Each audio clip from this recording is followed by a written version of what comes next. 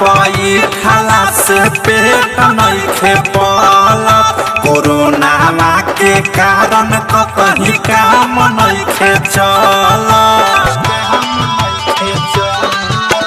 घरवा बैठला से पेट नइखे पलत कोरोना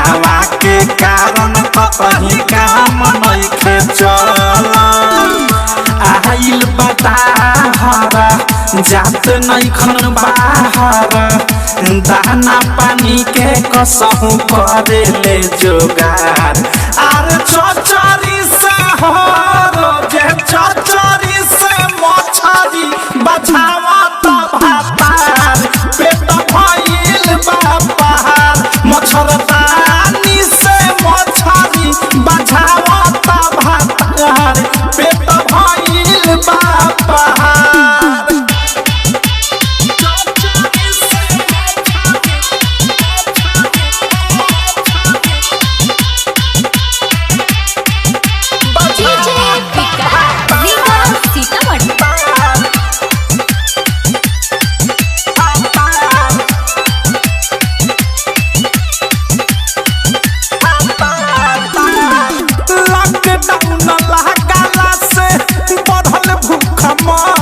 रोटी नहीं खजूरता पेट गइल हारी कहा जाए लॉकडाउन लगाला से बढ़ल भूख मारी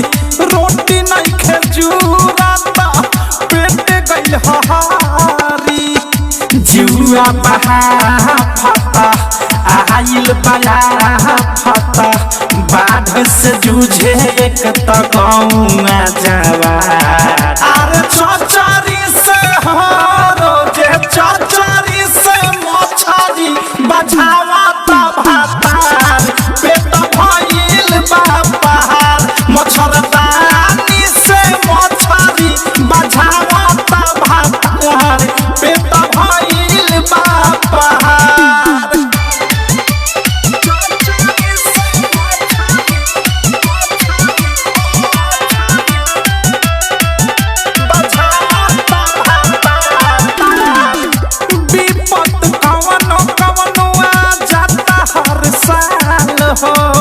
बरुए परेशान देखी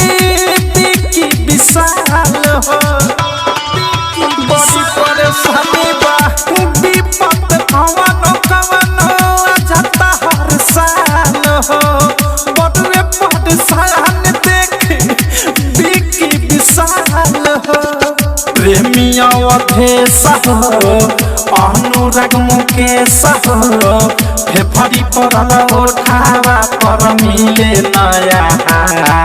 अरे चचरी से हो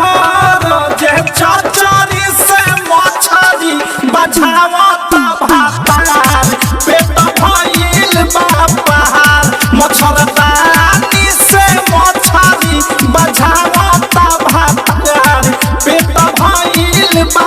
पहाड़ घरवा बैठला से पेट नइखे पलत कोरोना के कारण कहीं काम नइखे चलत आइल बताहरा जात नइखन बाहर दाना पानी के कसहु करे ले जोगार आर चचरी से हो